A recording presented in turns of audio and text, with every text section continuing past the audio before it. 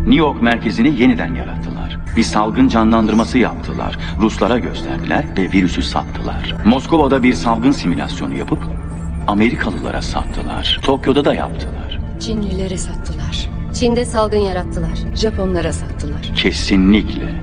New York merkezini yeniden yarattılar. Bir salgın canlandırması yaptılar. İster salgın canlandırması olsun, ister bir tabii afet organizasyonu olsun. Daha evvel birazcık aslında değinmiştik. Yani Chemtrails dosyasını açtığımızda Resident Evil serimizi takip edenler hemen hatırlayacaklardır. Dünyayı küçük bir silikon vadisi gibi tasarlayıp insanları bunun içindeki NPC'ler olarak görerek, yani daha doğrusu öyle olmalarını arzu ederek istedikleri gibi at oynatmayı düşünen insanlar bunlar. Tarım alanında yaptıkları faaliyetler, ekinlerin, bitkilerin genleriyle oynamaları, sebzelerin, meyvelerin ve diğer insanların gıdalarıyla, hayvancılıkta yapmaya çalıştıkları birçok faaliyetler, yapay et üretimi planı projesi ve iklimlerle oynama projesi. Hepsini bu yeryüzü denen, kendilerinin Silikon Vadisi olmalarını arzu ettiği bilgisayar oyunu tasarımı gibi aslında düşünmek, daha doğrusu bu şekilde dizayn etmek istiyorlar. Kendilerinden başka dünyanın %99'undan fazlasını aslında teşkil eden bu halkları, toplumları bu simülasyonun içerisindeki birer NPC modeli olarak görüyorlar aslında. Kendilerini de tanrı olarak, birer ilah olarak görüyorlar işin doğrusu. Eğer bu serimiz devam ederse, Allah nasip ederse işleyeceğiz bunu zaten.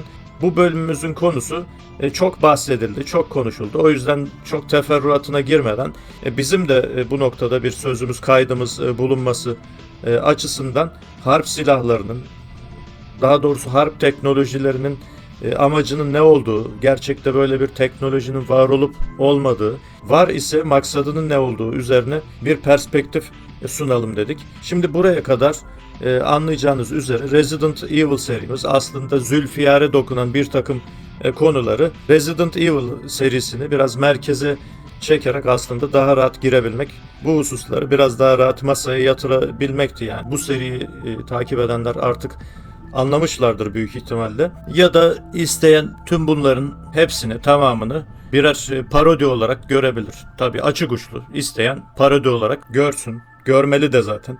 Bir de şunu söylemek istiyoruz tabii ki. Şimdi eğer bu kanalın başına gelebilecek bazı durumlar, bu kanal kapatılmak istenirse, kapanırsa veya işte yarın öbür gün bizim bir ayrılığımız söz konusu olursa diye sizden bu kayıtları arşivlemenizi tavsiye ediyoruz. Bu kayıtlarımızı kendinize, kendi fiziki ortamlarınıza arşivlemenizi tavsiye ediyoruz. Ayrıca Odise platformunda da aynı isimle arama yaptığınızda kanalımıza ulaşacaksınız. Orada da varız. Ve fakat bu kanallar ne kadar uzun ömürlü olur bilemediğimiz için kendinize, sizden sonraki nesle, eşinize, dostunuza, yakınlarınıza miras kalması bakımından, yani Allah rızası için böyle bir gayrete girişebilirsiniz. Yani fiziki olarak depolayabilirsiniz. Bu tarz çalışmaları kimler yapıyorsa tabii ki o noktada tedbirinizi almanızı tavsiye ediyoruz. Yani bu YouTube'muş veya işte başka sosyal medya platformlarına elbette güvenmiyoruz. Çünkü tam bir derebeylik, tam bir daha doğrusu diktatörlük hakim. Kafalarına göre işte şu politikamız, bu politikamız var diyorlar ama gerçekte bir diktatörlük var. Yani çok böyle detaylı bir gerekçe göstermeden de herhangi bir işte telif bildirimi veya ihtar veya işte başka bir bizim politikalarımıza terstir diyerek ifade özgürlüklerini kısıtladıklarına çokça defa siz de şahit olmuşsunuzdur. Biz de bunu kendimizde yaşıyoruz. Başkalarında da şahit oluyoruz. Bu kanalın kurulma sebebine biraz değinmek istiyoruz. Hazır bundan da bahsetmişken. Şimdi insanların büyük çoğunluğunun bu asırda komplo teorisi dediği meselelere karşı bir atakta bulunan, yani bu aslında teori denilen şeylerin gerçek birer komplo olduğunu ortaya koymaya çalışan, delilleriyle birlikte veya tahminleriyle birlikte bu şekilde yayın yapmaya çalışan kanalların genellikle dini menheçlerinin veya din ile alakalı müktesebatlarının, daha doğrusu İslam ile olan rabıtalarının ya kopuk, ya çok zayıf ya da hiç olmadığını gördük. Ve bir de şöyle bir yaygın kanaat var. Tabii bu okullarda, tüm dünyada, hemen hemen tüm dünyada okutulan okullarda kazandırılan bir kanaat. Yani dindar bir insanın pozitif dedikleri tırnak içinde ilimle uğraşma, fen ilimleriyle olsun, coğrafi ilimlerle olsun, astronomik ilimlerle olsun uğraşma şansı veya onlardan anlama şansı yok. Yani kilisesinde oturmalı, camisinde oturmalı, tesbihini çekmeli, öyle dua etmeli ya da gelenlere günah çıkarmasında yardımcı olmalı. Böyle bir branşlaşma denen şeytani bir zehir akıttılar bütün dünyaya. Yani tek bir meslek dalında bile branşlaşma oluşturdular içinde. Yani bir doktora gittiğiniz zaman kulağına bakıyor, diyor ki ben göz doktoruyum diyor. Veya midesine bakıyor, bir şey bulamıyor, ben kardiyoloğum diyor. Ya da bir matematikçiye gittiğiniz zaman ben kimyadan, fizikten anlamam ki diyor. Yani benim işim böyle sayılar, denklemler diyor. Yani bu çok şeytani bir şey aslında baktığınızda. Dolayısıyla bir Müslim, dindar bir mümin nasıl böyle şeylerden anlayabilir? Sen git namazını kıl, git işte Kabe'nin etrafında dön gibi böyle tahkir edici bir takım algılar ve sözler çokça cemiyetler içerisinde dolaşıyor. Bir yaygın kanaat olarak da insanların zihninde yer etmiş durumda. Bu algıyı kırmak yeniden geçmişte olduğu gibi İslam'ın, Müslümanların dünyada hakim olmasıyla ancak mümkün olacak tabii ki bütünüyle. Ama biz hiç olmazsa bir takım çalışmalarla bu kıvılcımı çakıyoruz ki yani müminler, dindar kimseler bu küçümseme, bu tahkir etme, bu tezlil etmeye çalışma operasyonu karşısında biraz dik durabilsinler, yani başlarını dik tutsunlar. Kardeşim senin de bir zihin dünyan var, kalbin var, algın var, fikrin var. Yani bu meselelerle alakadar olacaksın tabii ki. Bu meselelerle alakalı nice insanların görmediği bir takım şeyleri görebilirsin, ulaşabilirsin, deney yapabilirsin. Onlar bir takım meslekleri taabbüden yapıyor olabilirler. Yani akademik kariyerlerini din edinmiş olabilirler. Onların batıni manadaki körlüklerini sen avantaja çevirebilirsin. Çünkü gerçekten bir basiret açılması, gerçekte bir firaset zenginliği ve bahşi Allah'ın lütfuyladır. Yani Allah bir kuluna bir görüş indirdiği takdirde o kişi alim olur. Olay bundan ibarettir. Yani bir kimse istediği kadar odasına kapansın, çalışsın, hamele-i esfar olur. Ancak ezberci bir kitap yüklü merkep olur. Günümüzdeki akademik personelin durumundan da bunu anlıyoruz. Öyle değil mi? Yani ne bir ürettikleri bir şey var, ne bir açılım getirdikleri bir şey var. Normalde ilim adamı olmak demek, yani geçmişteki bilgileri ezberlemek mi demek? Yoksa bulunduğu çağda bunun üzerine de iki tuğla koyabilmek midir? Yani geçmişteki bir takım ilmi müktesebatı kendi çağına faydalı olacak şekilde damıtabilmek midir? Ve tabii ki üzerine bir iki tuğla da kendisi mi koyabilmektir? Bunları söylediğiniz zaman tabii hemen işte senin titrini sorgulamaya başlamalar, bilmem ne. Bunun hiçbir işe yaramadığını, akademinin ne olduğunu, ne mal olduğunu da kanalımızda zaten ortaya koyduk. Bunların da hiçbir önemi yok. Kuzey Amerika'da, Güney Amerika'da aslında çokça kanal olmasına rağmen bu tarz yayın yapan, bu tarz meseleleri ele alan, İslam ile bu işi kotaran, yani vahiy odaklı yapan, Kur'an ve sünnetten de bu işe yani vahiyden direkt delil getirmeye çalışarak yapan sosyal medya kanallarının yokluğundan veya çok azlığından muzdarip olduğumuz için azlık meselesi de tabii tahmini, yani eğer bize denk gelseydi bu azlardan biri, emin olun böyle bir işe girişmezdik. Retweet yapıp bu kanalı tanıtıp geçerdik yani. Bu işe kolları sıvadık Allah'ın izniyle.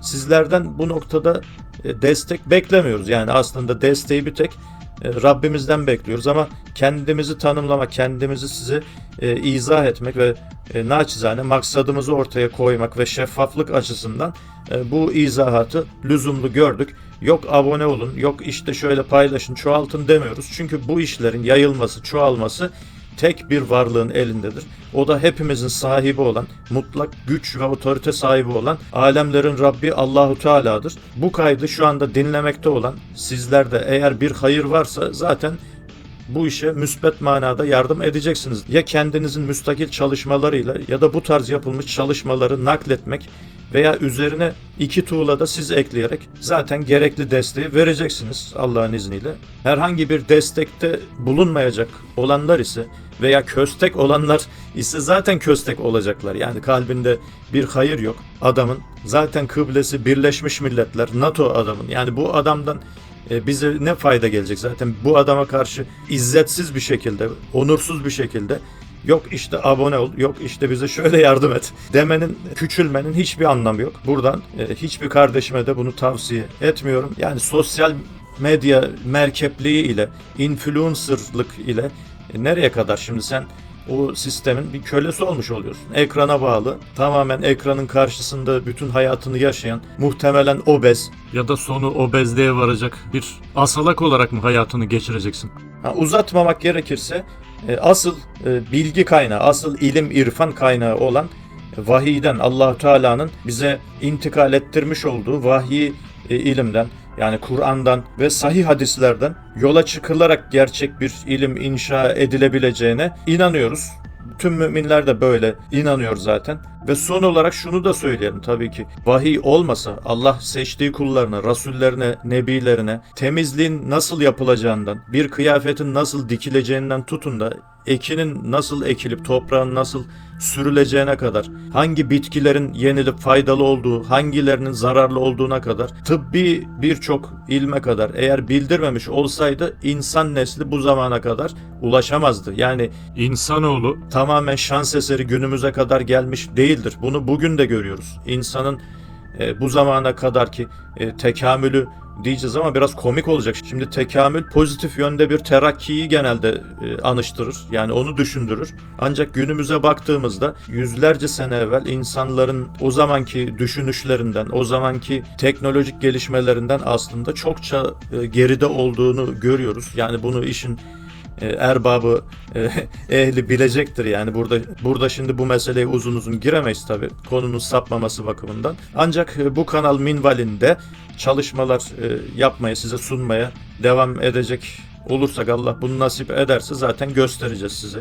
Hiç merak etmeyin, bunu ispatlayacağız. Yani asırlar evvel yaşamış insan toplulukların, devletlerin şimdikilerden çok daha ileride olduğunu göstereceğiz ki bu cümleleri dinleyenlerin birçoğunun zaten buna ihtiyaç bile duymadığını, bunun ispatlanmasına ihtiyaç bile duymadığını biliyoruz. Ancak meseleye yeni uyanan kardeşlerimiz var. Doğrusu bunlara da birkaç kelam, birkaç vesika en azından göstermek lazımdır diye düşünüyoruz. Muvaffakiyet Rabbimizdendir. O halde Resident Evil serimizin harp teknolojileri dosyasına giriş yapalım. Dilerseniz, hazırsanız başlayalım.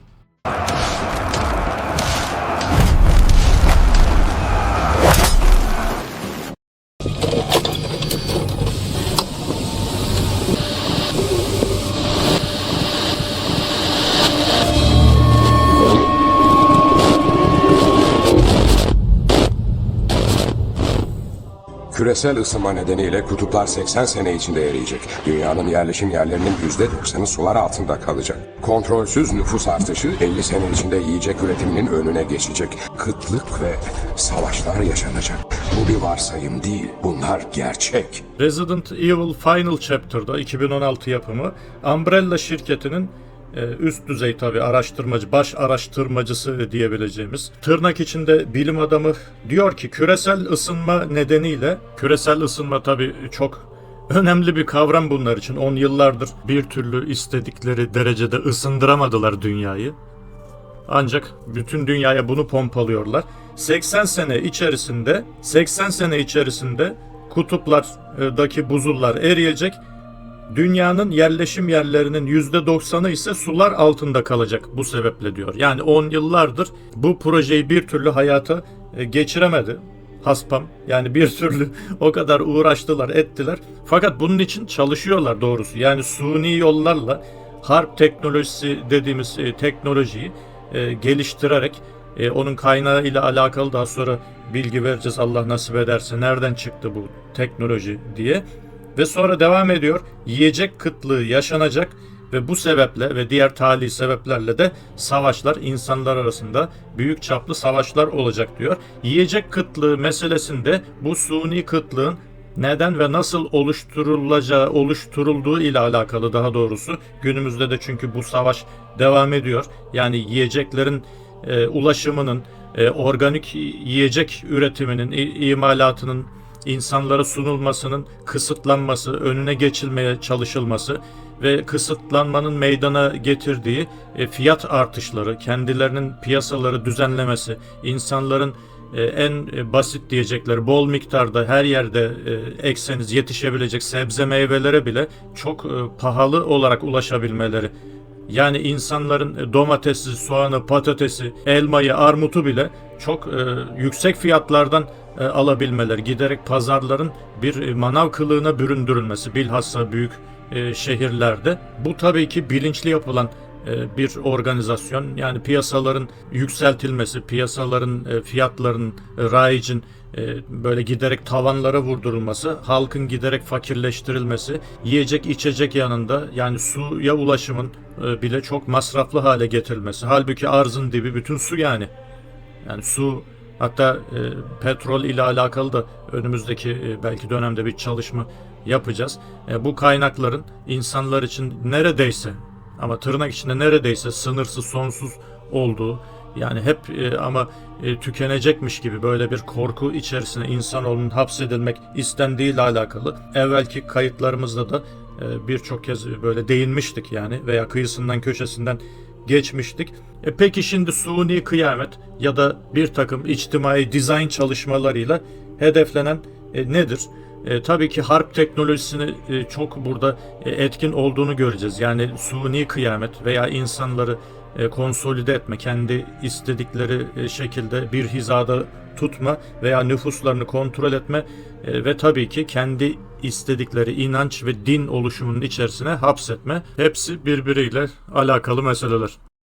Hatırlayacaksınız yine aynı serimizin Chemtrails dosyası ile alakalı bölümünde Dr. Lorraine Day'in harp teknolojileri ve chemtrails kimyevi serpintisi ile alakalı bir konuşmasını yayımlamıştık. Şimdi burada Lorraine Day'in aslında harp teknolojisinin kaynağının Nikola Tesla olduğu, daha sonra Nikola Tesla'nın çöllük alanları, çöllük arazileri, kurak arazileri yeşillendirmek maksadıyla bu teknoloji üzerinde çalıştığını ama alternatif akım gibi, alternatif elektrik sağlama teknolojisi gibi insanlara bedava bir hizmet vereceği gibi bir takım odaklar tarafından sapkın fikirleri olduğu tabii açığa çıktıktan sonra şüpheli bir şekilde ortadan kaldırılması, ortadan kaybedilmesi, şüpheli bir şekilde ölümünden sonra da bu teknolojinin yani harp teknolojisi denilen ya da siz adını artık ne derseniz bu teknolojinin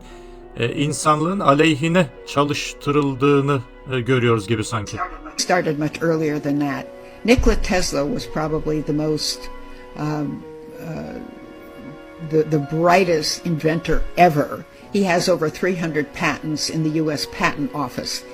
He was a contemporary of Einstein. Einstein was a little younger than Tesla, but Tesla was born, I think, in Hungary, or no, he was Serbian. He was Serbian, and then he moved to America. And he developed alternating current electricity. He had many, many, many patents. And again, as I say, he was he developed the weather control, and what he was going to use it for was to make desert areas into growing areas, to bring rain in so people who live in desert areas could have rain. But of course he was funded by J.P. Morgan, again, who was Jewish, and so on the death of Nikola Tesla, which was under very mysterious circumstances, all of his papers vanished. And then we had weather control coming out with Bernard Eastland and all of this other. But this really came from Nikola Tesla, who, by the way, was a Gentile inventor. He was not Jewish. So HARP is the organization that has brought weather control into America and many other countries as well. They can use it during military battles where they can just bring torrential rains to the enemy so they can't even fight, they can't even get through the mud. So this is a great weapon to use against enemies, but it is also a weapon that they're using against their enemies, which is us. So they're using it in every way possible.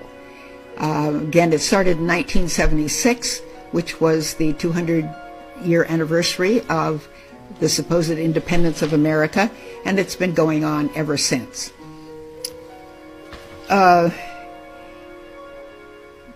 People don't understand that weather control has been around for even longer than that.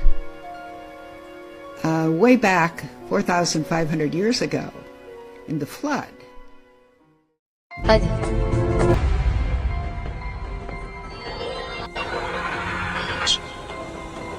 Onlar gerçek değil. Holografik yansıtma. Bir simülasyonu başlattıklarında inan bana kimse gökyüzüne bakmaz.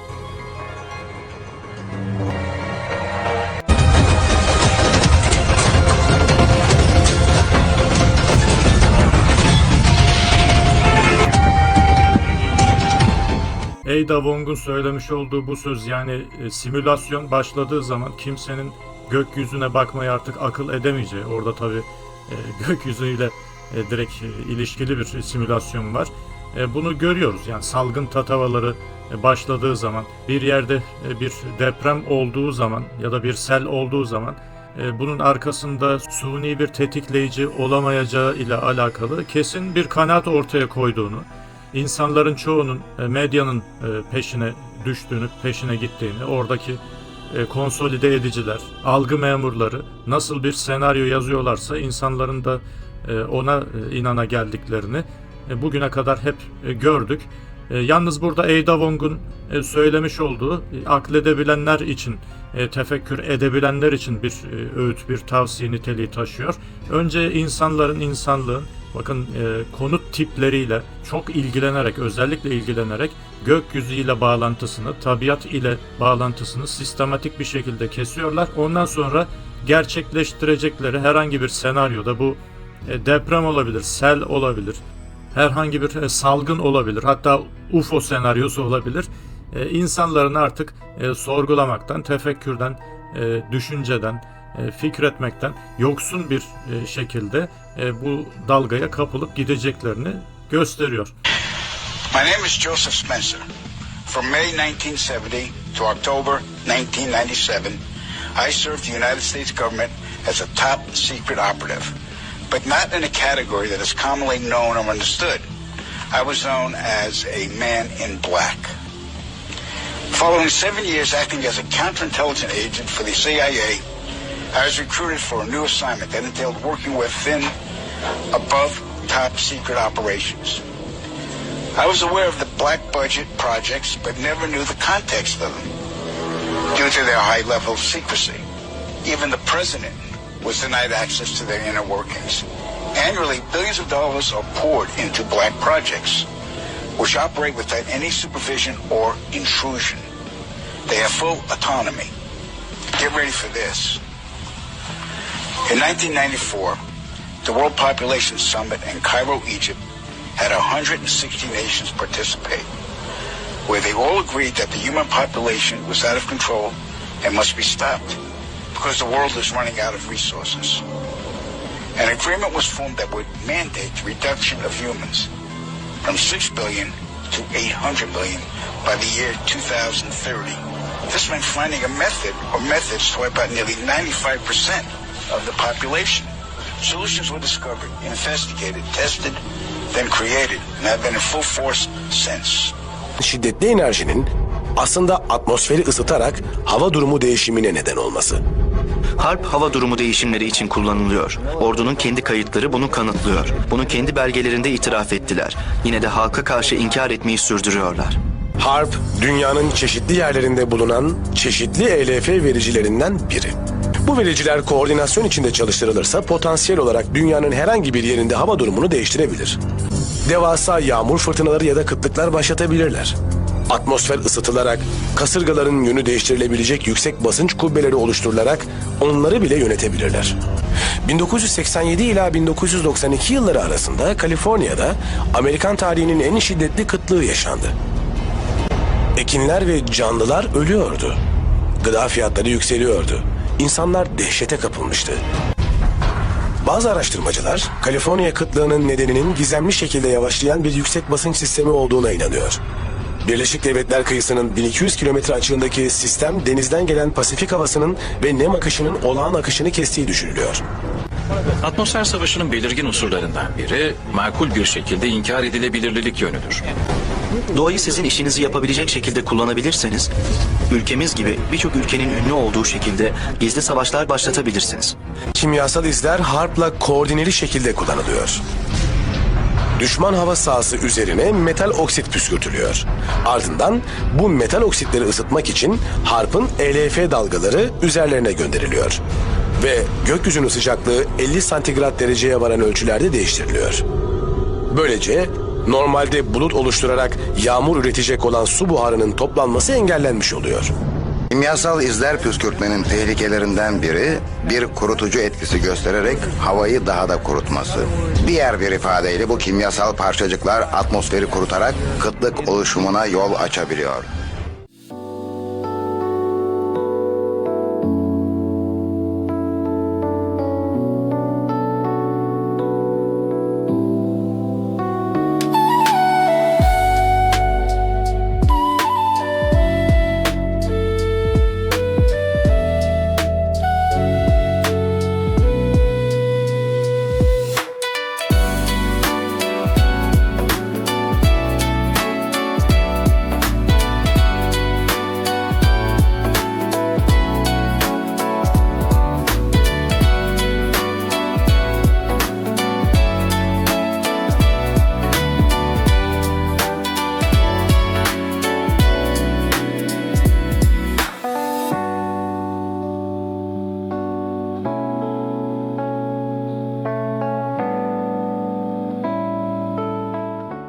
...2023 senesinde olan Maraş-Hatay depremine istidraken bir kardeşimizin göndermiş olduğu şöyle bir post dizisi vardı sosyal medyada. Bunda tabii harp teknolojisinin sismik dalgalarla alakalı kısmına denk düşebileceğini düşündüğümüz için size nakledelim dedik. Şöyle başlıyor: 10 santimetrelik çiviyle hiçbir kırığı, fayı olmayan 500 santimetrelik yani 5 metrelik kaya ikiye bölünebiliyorsa, hidrolik çatlatmayla 5 kilometrelik sondaj açılan fay çok rahat 50 ila 100 kilometre arası çatlayabilir, kırılabilir diye başlıyor. Tabi burada suni yöntemlerle veya tetikleme usulüyle bir depremin meydana gelip gelemeyeceği ile alakalı o zaman da böyle çokça tartışmalar olmuştu. Ama ağırlıklı görüş bunun komplo teorisi olduğu üzerine, depremin suni bir yolla tetiklenemeyeceği üzerine bir medya ittifakı oluşmuştu haliyle. Kahramanmaraş depremi yaklaşık 5 kilometre derinlikte oluyor. Haberde göreceğiniz üzere Türkiye'de petrol bulabilmek için yaklaşık 6 kilometreden fazla sondaj derinliği yapıldığı söyleniyor. Eskiden büyük depremler 20 kilometreden daha derinde oluyordu. Son zamanlarda ise 5 ila 7 kilometre arasında olmaya başladı. Aşağıdaki haberde göreceğiniz üzere fay hattı olan yerlerde açılan petrol ve gaz kuyuları yüzünden depremler yaşandığı söyleniyor. Ayrıca aşağıdaki haber linkinden göreceğiniz üzere Türkiye'de petrol ve gaz çok derinlerde olduğu için 5 ila 7 kilometre arası derinliğe inmek için Türkiye'de hidrolik çatlatma denen sondaj yöntemine başlandığı söyleniyor. İlginç olan bir detay da depremin merkez üssü Kahramanmaraş, Pazarcık ve diğer birkaç noktada petrol sondaj kuyularının olması. Türkiye'de petrol 5 ila 7 kilometre arası çıktığından buradaki sondaj kuyuları 5 kilometrede olma ihtimalleri de çok yüksek. Tam deprem anında bölgede çok büyük bir patlama olmuş. Bu da akla şu soruyu getiriyor: daha önce 150 kilometre alanda belli noktalardan hidrolik çatlatma yöntemiyle kırılmaya müsait hale getirilen fay, Pazarcık'taki sondaj kuyusundan son bir dokunuşla patlatılmış olabilir mi? Bir de deprem anına ilişkin şöyle bir görüntü var. Dilerseniz onu da paylaşalım sizlerle hazır yeri gelmişken. Deprem anına ilişkin yeni görüntüler de ortaya çıkıyor. O görüntülerden birini şimdi ekranlarınıza getiriyoruz. Sabaha karşı meydana gelen 7.7 büyüklüğündeki deprem Kahramanmaraş'ta güvenlik kamerasına yansıdı. Görüntü kent merkezinde bulunan Ahır Dağı eteklerindeki güvenlik kamerasında. Bakın depremin gerçekleşeceği saniyeler, dakikalar bunlar, gerçekleştiği anlar. Sarsıntı ile birlikte evet gökyüzünde ışıklar çaktı. Güvenlik kamerası şiddetli bir şekilde sallandı. Ardından da şöyle şehrin ışıklarına bir bakın. Tekrar şimşek çaktı. Ardından da şehrin ışıkları bir anda kesildi. Elektrikler kesildi. Karanlığa büründü şehir. Saniyeler içinde koca bir kentin karanlığa nasıl büründüğünü görüyoruz aslında. Yine bu görüntüde farklı bir açıdan. Şehrin ışıkları çakan şimşeğin ardından kesildi. Kent karanlığa büründü ve binalar peş peşe yıkılmaya başlıyor. 4:19 saatinde söyleyelim sizlere.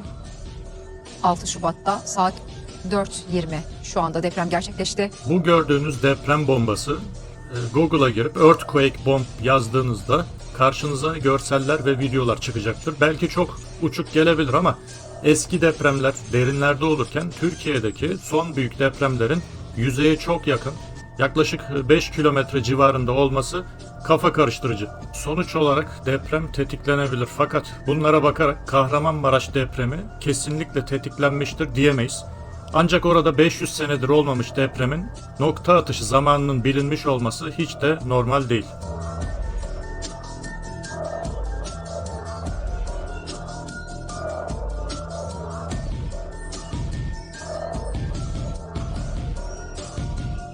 Politica internațională reașează polii de putere și modifică granițele. Până când am trăit să asistăm și la producerea de cutremure la comandă. În fapt, este un atac asupra Turciei din partea mai marilor lumii, cărora le-a displăcut total faptul că au fost puși la punct de Recep Tayyip Erdogan, președintele Turciei. Mai mult, poziția acestuia de neutralitate și mediator în războiul ucraineano-rus a deranjat profund, mai ales că Turcia este a doua mare putere din punct de vedere militar în cadrul NATO. Poziția sa de a bloca aderarea Suediei la NATO, dar și discursul său la Davos, mai ales precum și gestul de a pleca în mijlocul conferinței, sfidându-l pe Schwab, nu a rămas fără ecou în lumea dură și rece a conducătorilor lumii. Însă nimeni nu s-a gândit că va fi nevoie să moară oameni, atâția oameni și într-un mod atât de mișelesc și este doar un avertisment, pentru că nu era zona cea mai populată a Turciei. 150 de replici ale unui cutremur devastator, al doilea mai mare ca primul fără existența unui focar, zona fiind stimulată artificial, armele geologice existând de foarte mult timp, folosindu-se până acum fără a cauza prea multe victime, probabil pentru experimente. Acum a fost pusă în practică. Dacă ne vom uita cu atenție pe harta conductelor din Turcia, o să vedem că este brăzdată de conducte de gaz și petrol, acestea fiind de fapt și unul dintre scopuri, distrugerea lor. Însă cu 10 secunde înainte de producerea așa zisului seism, turcii au închis aceste conducte. În plus, cu 24 de ore înainte de producerea seismului, 10 state și-au retras ambasadorii din Turcia. Cu 5 zile înainte de producerea acestuia, MAE din România emitea o avertizare de călătorie pentru cetățenii români în Turcia, deși nu exista vreun pericol, la fel alte țări. Şimdi 6 Şubat 2023 meşhur bu depremin bağlamıyla alakalı meseleleri araştırırken karşımıza bir afiş çıktı. Yani bir lisede yapılacak deprem tatbikatıyla alakalı bir afiş. Biliyorsunuz Milli Eğitim Bakanlığı vasıtasıyla, Milli Eğitim Müdürlükleri vasıtasıyla daha sonra okullara tebligat gönderilir. Deprem tatbikatlarının yapılması işte veya başka organizasyonların yapılması vaaz edilen tarih ve saatler belirtilir. Burada hem tarihe hem saate bir göz attığımızda yine her seferinde ısrarla bahsettiğimiz pagan satanik yapılanmanın okültist numerolojide felaket senaryolarını ya da kan ritüellerini haber verdiği 911 şifresine veya 911 koduna rastlıyoruz. Bakın 6 biliyorsunuz 9'un simetriği ve saat olarak da 11'in tercih edilmesini burada tesadüf olarak adlandıranlar olacaktır hala, böyle isimlendirenler. Ama biz bunun tesadüf olmadığını biliyoruz. Yani bir deprem tatbikatı ile alakalı tarihlendirme ve saat belirtilmesinde bu acaba tesadüf olabilir mi? Herhangi bir piknik faaliyeti değil, okul gezisi değil. Bakın felaket senaryolarına dair bir tatbikatta 911 şifresine, 911 koduna ulaşıyoruz. Yine doğal felaket, doğal afet, tabii afet diye bize yutturup aslında orman yangınları olsun, seller olsun, depremler olsun veya tırnak içinde salgın senaryolar olsun. Yani insanların nüfusunun azaltılmasında, seyreltilmesinde veya onların daha düşkün bir hale ulaşmalarında kullanılan bu tarz olaylarda bu koda özellikle dikkat ediniz. Yani 911'i sıkça görürsünüz. Kitle iletişim cihazlarından. Yani biz özellikle tüm bu senaryolardaki bu okültist numeroloji ilminde rastlanan sayıların üzerine gitmedik. Bununla alakalı belki ayrıca bir kayıt yaparız. Önümüzdeki dönemde Allah nasip ederse, etmezse de yapmayız. Zaten yeterince bunun üzerine giden sosyal medya hesapları da var ve ana akım medya dışarısında.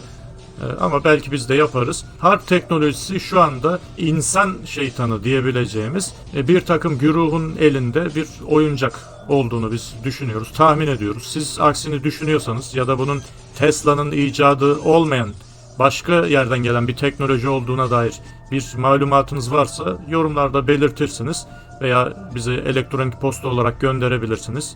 Selam hidayete tabi olanların üzerine olsun. Benim önerim dünyanın sonunu getirelim. Ama kendi şartlarımızla. Önceden planlanmış bir kıyamet. Dünya nüfusunun temizleneceği ama altyapısı ve kaynaklarının zarar görmeyeceği bir kıyamet. Bu daha önce de yapıldı ve büyük başarıya ulaştı.